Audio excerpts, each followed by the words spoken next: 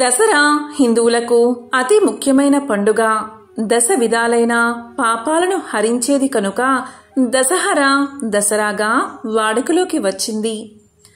దుష్ట సంహారం ద్వారా ధర్మాన్ని నిలపడమే శరన్నవరాత్రి ఉత్సవాల్లో పరమార్థం.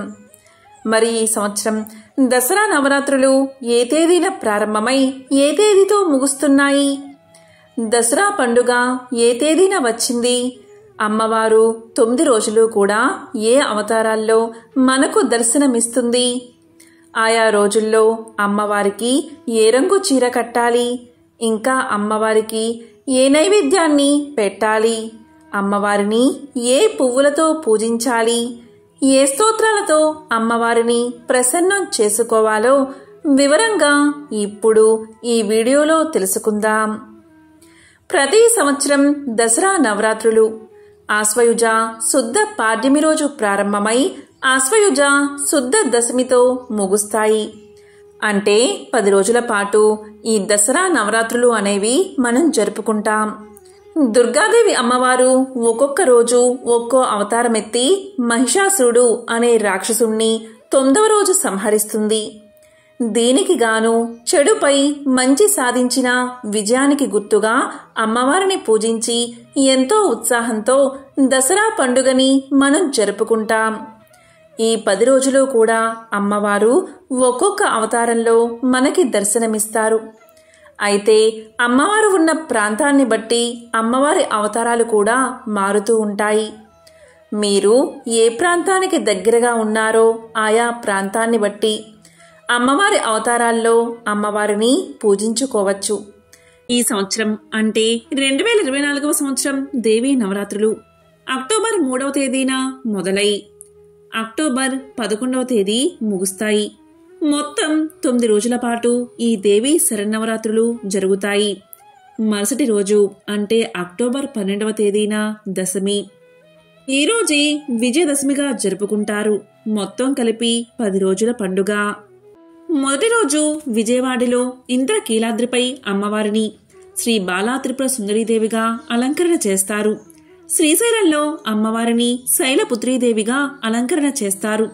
అఖండ దీపం పెట్టుకునేవారు, అలాగే కలశ స్థాపన చేసుకునేవారు. ఈ రోజు అంటే అక్టోబర్ 3వ తేదీన చేసుకోవాలి.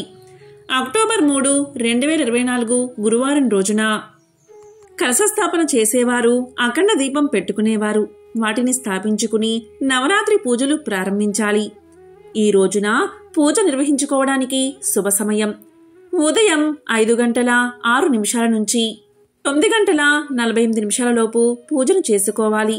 ఈ సమయంలో కుదరని వారు ఉదయం 10:36 నుంచి మధ్యాహ్నం 12 గంటల లోపు పూజ చేసుకోవచ్చు. ఇక సాయంత్రం అమ్మవారిని పూజించేవారు 4:59 నుంచి 6:35 లోపు అమ్మవారిని పూజించాలి. ఈ రోజు లలితా త్రిశతి స్తోత్రాన్ని చదివితే చాలా మంచిది.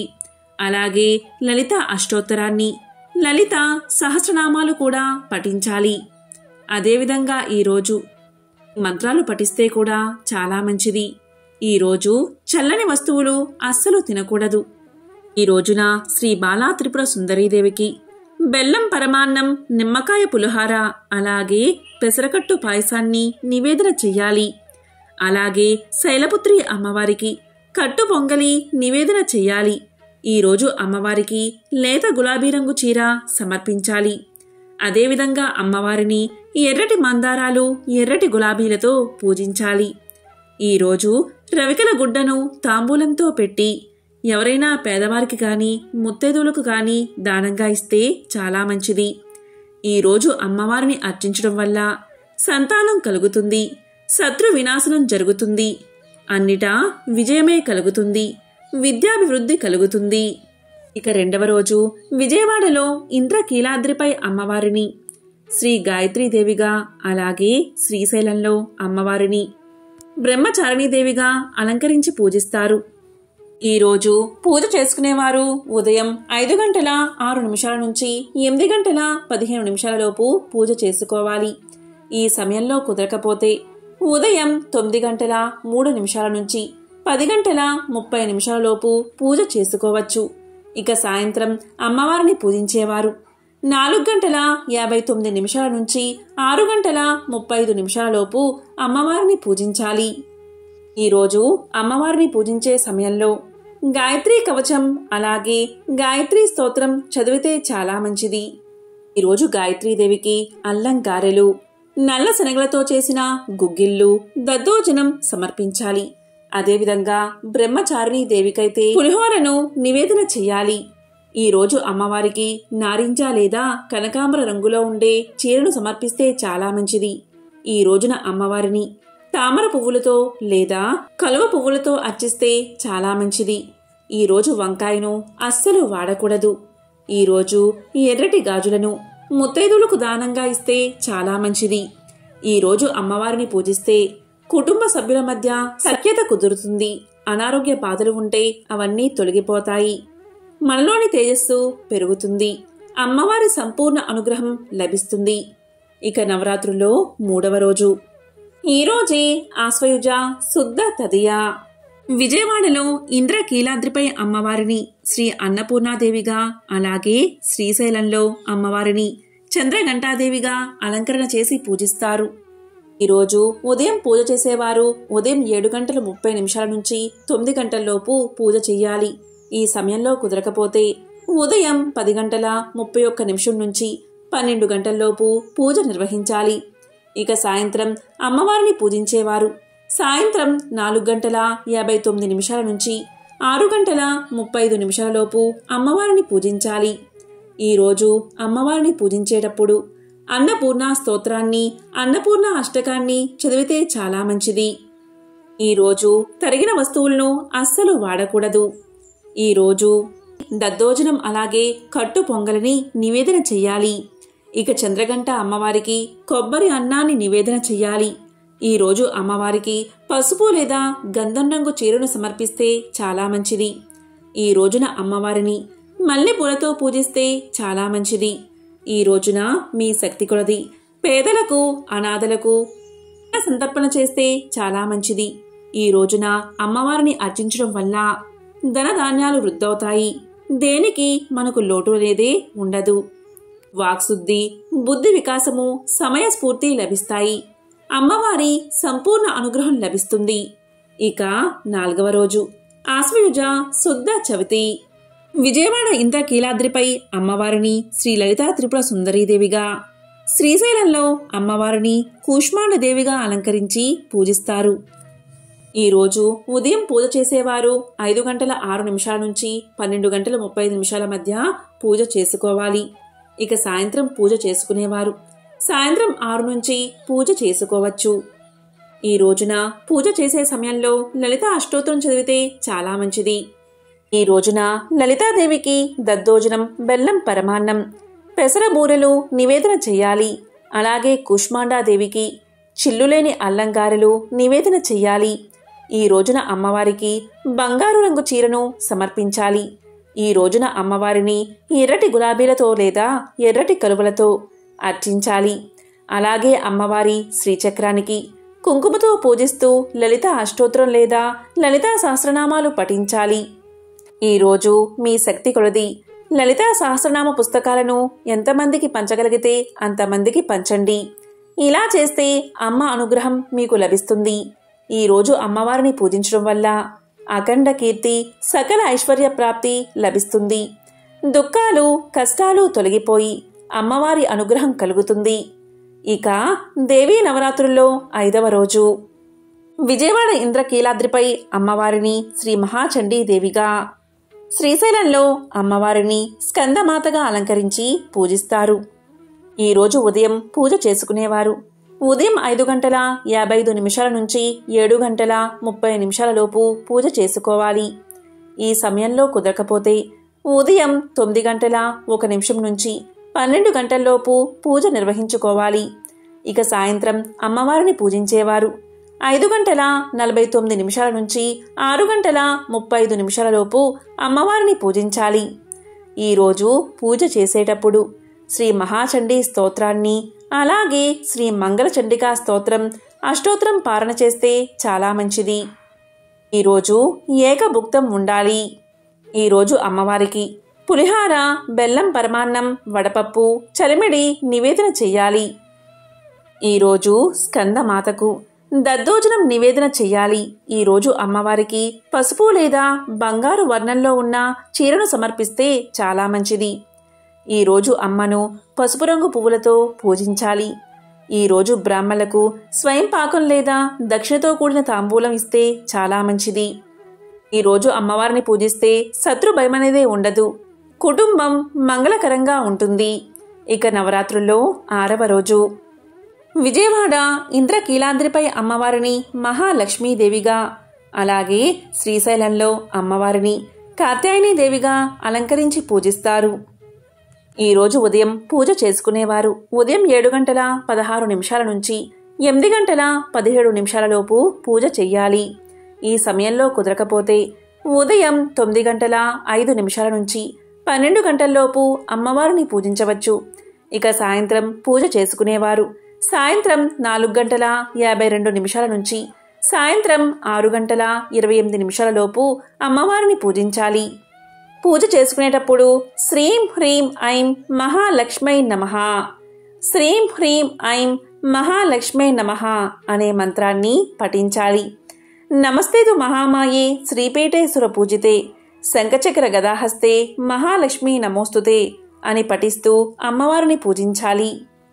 ఈరోజు మహాలక్ష్మీదేవికి పూర్ణాలు, పానకం, వడపప్పు నివేదించాలి. కాత్యాయని అమ్మవారికి కేసరితో చేసినటువంటి అన్నాన్ని నివేదించాలి. ఈరోజు అమ్మవారికి గులాబీ రంగు చీరను సమర్పించాలి. ఈరోజు అమ్మవారిని సంపెంగలతో, సన్నజాజులతో, తామర పువ్వులతో అర్చించాలి. ఇలా అర్చిస్తూ శ్రీ సూక్తం, లక్ష్మీ స్తోత్రం చదివితే చాలా మంచిది. ఈరోజు ఉల్లిపాయను అస్సలు వాడకూడదు. ఈరోజు మీ శక్తి కొలది సద్బ్రాహ్మణులకు దక్షిణ తాంబూలం ఇవ్వండి, లేదా పేదవారికి మీ శక్తి కొలది దానం చెయ్యండి. ఇలా చేస్తే సౌభాగ్యం, అష్టైశ్వర్యాలు, ధనప్రాప్తి కలుగుతాయి. ఇక దేవీ నవరాత్రుల్లో 7వ రోజు విజయవాడ ఇంద్రకీలాద్రిపై అమ్మవారు సరస్వతీదేవిగా, శ్రీశైలంలో అమ్మవారు కాలరాత్రి దుర్గాదేవిగా దర్శనమిస్తారు. ఈ రోజున ఉదయం పూజ చేసుకునేవారు ఉదయం 5:06 నుంచి 9:10 లోపు పూజ చేసుకోవచ్చు. ఈ సమయంలో కుదరకపోతే ఉదయం 10:50 నుంచి ఉదయం 11:23 లోపు పూజ చేసుకోవాలి. ఇక సాయంత్రం పూజ చేసుకునేవారు సాయంత్రం 4:52 నుంచి సాయంత్రం 6:28 లోపు పూజ చేసుకోవాలి. ఈ విధంగా పూజ చేసేటప్పుడు సరస్వతీ ద్వాదశ నామాలు లేదా సరస్వతీ స్తోత్రాలు చదివితే చాలా మంచిది. ఈరోజు సరస్వతీదేవికి పాయసాన్నం, పరమాన్నం, దద్దోజనం నివేదించాలి. ఇక కాలరాత్రి అమ్మవారికి శాకాన్నం నివేదన చెయ్యాలి. ఈరోజు అమ్మవారికి తెలుపు వర్ణంలో ఉన్న చీరను సమర్పించాలి. ఈ రోజున అమ్మవారికి మల్లె పువ్వులు లేదా ఇతర సుగంధభరితమైన పువ్వులను మారేడు దళాలతో కలిపి సమర్పిస్తే చాలా మంచిది. ఈ రోజున పులుపు అస్సలు దగ్గరికి రానివ్వకూడదు. ఈ రోజున మీ శక్తి కొలది పేద విద్యార్థులకు పుస్తకాలు దానంగా ఇస్తే చాలా మంచిది. ఈ రోజున అమ్మవారిని పూజించడం వల్ల విద్యాప్రాప్తి, వాక్ చాతుర్యం, వికాసం కలుగుతాయి. అమ్మవారి సంపూర్ణ అనుగ్రహం లభిస్తుంది. ఇక నవరాత్రుల్లో 8వ రోజు విజయవాడ ఇంద్రకీలాద్రిపై అమ్మవారిని శ్రీ దుర్గాదేవిగా, శ్రీశైలంలో అమ్మవారిని మహాగౌరీదేవిగా అలంకరించి పూజిస్తారు. ఈరోజు ఉదయం పూజ చేసుకునేవారు ఉదయం 5:06 నుంచి 9:48 లోపు పూజ చేసుకోవాలి. ఈ సమయంలో కుదరకపోతే ఉదయం 10:36 నుంచి 11:19 లోపు పూజ చేసుకోవాలి. ఇక సాయంత్రం పూజ చేసుకునేవారు సాయంత్రం 4:52 నుంచి 6:28 లోపు పూజ చెయ్యాలి. పూజ చేస్తూ దుర్గా సహస్రనామం కానీ, దుర్గా స్తోత్రం కానీ, దుర్గా సూక్తం కానీ, లలితా సహస్రనామం కానీ పఠిస్తే చాలా మంచిది. ఏమీ చేయకపోయినా ఓం దుం దుర్గాయే నమః, ఓం దుం దుర్గాయే నమః అనే మంత్రాన్ని జపించాలి. ఈ రోజున దుర్గాదేవికి పులగం, కదంబం, పులిహార నివేదన చెయ్యాలి. ఇక మహాగౌరీదేవికి చక్కెర పొంగలి నివేదన చెయ్యాలి. ఈ రోజున అమ్మవారికి ఎరుపు రంగు చీరను సమర్పించాలి. ఈ రోజున అమ్మవారిని ఎర్రని మందారాలతో కానీ ఎర్రని గులాబీ పూలతో కానీ పూజిస్తే చాలా మంచిది. ఎర్రని అక్షింతలతో అమ్మవారిని పూజించాలి.